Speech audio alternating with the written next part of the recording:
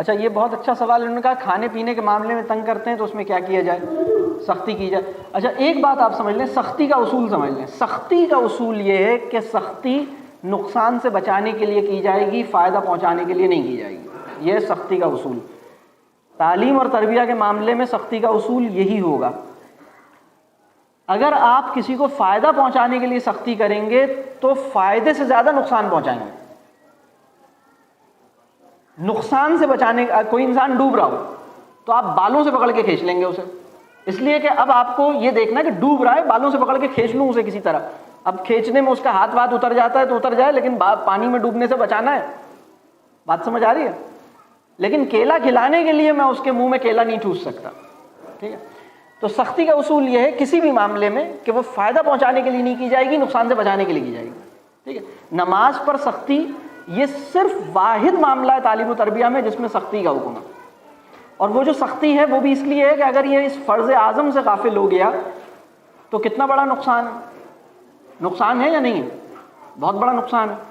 تو نقصان سے بچانے کے لیے آپ کو سختی کرنے کے لیے کہا گیا ہے، اور اس میں بھی یہ اہتمام کرنا ہے کہ اس کی عزت نفس مجروح نہ ہو، کیونکہ ایک فرمان دوسرے فرمان کو کینسل آؤٹ نہیں کرے گا۔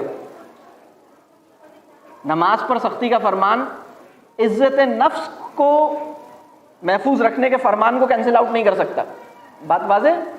اچھا اب دوسری بات، یہ جو معاملہ ہے کھانے پینے کا، اس میں آپ کو دو تین باتیں اختیار کرنی ہیں۔ پہلی بات تو یہ کہ آپ کے گھر میں وہی غذا آئے جو واقعی ٹھیک ہے، اور اس میں بہت آسان سا اصول میں سب کو بتا دیتا ہوں۔ جو پلانٹ میں بنتا ہے وہ خریدنا چھوڑ دیجئے، جو پلانٹ میں اگتا ہے وہ خریدنا شروع کر دیجئے، ٹھیک ہے؟ جو پلانٹ میں، اب میں ایک محفل میں نے لوگوں سے پوچھا کہ کوئی پلانٹ دیکھا ہے، تو ان کے ذہن میں پلانٹ تھا وہ کورنگی میں جو پلانٹ ہے، سائٹ انڈسٹریل ایریا میں جو پلانٹ ہے۔ تو پلانٹ جو ہے نا، جو پلانٹ میں اگتا ہے آپ کا کھانا پینا اس پہ ڈیپینڈ کرے، جو پلانٹ میں بنتا ہے آپ اس سے دور رہیں، ٹھیک ہے؟ پہلی بات تو گھر میں بھی وہی چیز آئی۔ ایک آدمی ہے، اس کا نام ہے ڈاکٹر رابن پاک، اس کی ایک کتاب ہے برین فوڈ، اور وہ اپنی کتاب میں یہ بات لکھتا ہے، اور یہ وہ پوائنٹ ہے جس پر ہمارا ادارہ اس کی بہت تحقیقات ہیں، میں صرف ایک اشارے ایک ریفرنس کے طور پر یہ بات عرض کر رہا ہوں۔ اس نے یہ کہا کہ دنیا میں اس کے سامنے بہت سارے ایسے بچے آئے بڑی تعداد میں جن کے بارے میں لوگوں کا یہ خیال تھا، ٹیچرز کا یہ خیال تھا، والدین کا یہ خیال تھا کہ ان کے ساتھ ذہنی طور پر کوئی کمزوری ہے، لرننگ کا کوئی پرابلم ہے، سیکھتے نہیں ہیں، فیل ہوتے ہیں، یاد نہیں ہوتا، ذہن کام نہیں کرتا، ذہنی کمزوری ہے۔ اس نے کہا کہ میں نے ان بچوں کے پچھلے 15 دن کے انہوں نے کیا کھایا ہے، میں بیٹھ گیا ان کے ساتھ اور میں نے کہا کہ پچھلے 15 دن میں اس بچے نے جو بھی کچھ کھایا ہے اور پیا ہے اس کی فہرست بناؤ، اور اس کو اطمینان سے بیٹھ کر اس نے فہرست بنائی، اور اس نے کہا کہ اگلے 2 مہینے تک انہوں نے کیا کھانا ہے کیا پینا ہے وہ میں آپ کو بتاؤں گا، اور کیا نہیں کھانا پینا وہ بتاؤں گا۔ اور اللہ کے فضل سے وہ جو مسئلہ تھا، اس کی جو لرننگ کا پرابلم تھا وہ حل ہو گیا، اس لیے کہ ہم وہی بنتے ہیں جو اپنے اندر لے کے جاتے ہیں، چاہے وہ ہم نے مطالعے کے ذریعے اپنے اندر لے کے جائیں، سماعت کے ذریعے اپنے اندر لے کے جائیں، یا خوراک کے ذریعے اپنے اندر لے کے جائیں، ہم جو کچھ اپنے اندر لے کے جا رہے ہیں ہم وہی بن رہے ہیں۔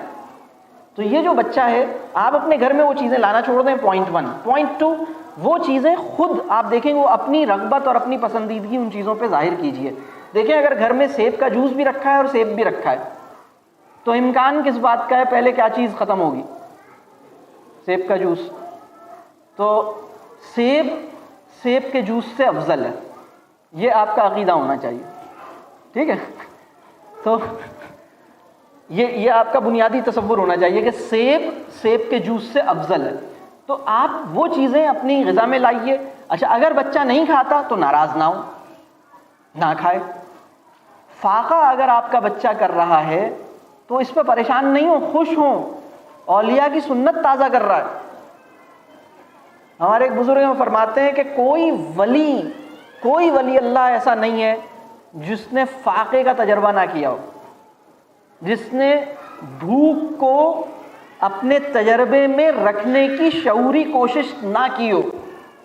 بھرے پیٹ والوں کا معاشرہ علم کی دنیا میں، تہذیب کی دنیا میں کمال نہیں دکھاتا۔ انسانی تاریخ میں تہذیبی کمال خالی پیٹ معاشرہ دکھاتا ہے۔ بھرا پیٹ معاشرہ نہیں دکھاتا. تو اگر آپ کا بچہ ایک وقت کا کھانا نہیں کھائے گا تو آپ سمجھ لیں کہ بھائی آج یہ سنت اولیاء اور سنت صحابہ اور سنت انبیاء پہ عامل ہے, تو آپ گلے لگا لیجیے, آپ کہیں کوئی بات نہیں. لیکن اس بات کو اصول بنا لیجیے, گھر میں لوکی بنی ہے, اس نے کہا لوکی نہیں کھاؤں گا. کیا بنا ہے امی؟ لوکی. میں تو نہیں کھا رہا.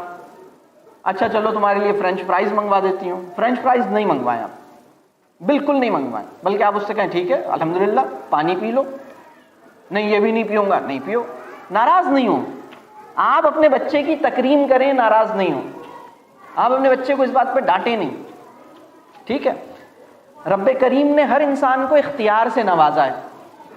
تربیہ یہ ہے کہ ہم اپنے اختیار کا درست استعمال کریں, ہم درست کام کو اختیار کریں, یہ تربیہ ہے. تو وہ نہیں کھا رہا, آپ چھوڑ دیں, لیکن اس بات کو یقینی بنائیں کہ رات کے کھانے میں بھی لوکی ہونی چاہیے اور کچھ اور نہیں ہونا چاہیے. اور اگر رات میں بھی نہیں کھا رہا تو صبح کے ناشتے میں بھی لوکی ہونی چاہیے. انشاءاللہ تعالیٰ کھائے گا. اور ہوتا یہ ہے کہ جب آپ کو اپنے بچے پہ ترس آ جاتا ہے نا تو یہ کام خراب ہو جاتا ہے. تربیہ بڑے دل کے ساتھ ہوتی ہے, ترس کھانے والے دل کے ساتھ نہیں ہوتی. نیکی بھی ترس کھا کے نہیں ہوتی, نیکی بھی خوف خدا کے ساتھ ہوتی ہے. دیکھیں ایک بات میں آپ کو بتاؤں, مغربی معاشرے میں جو صدقہ دیا جاتا ہے وہ انسان پہ ترس کھا کے دیا جاتا ہے. مسلم معاشرے میں جو صدقہ دیا جانا چاہیے وہ اس احساس کے ساتھ دیا جانا چاہیے کہ اس آدمی نے جو مجھ سے مدد مانگی ہے, اگر میں نے نہیں دی تو اس کو کیا منہ دکھاؤں گا. ترس کھا کے نہیں دیا جائے گا.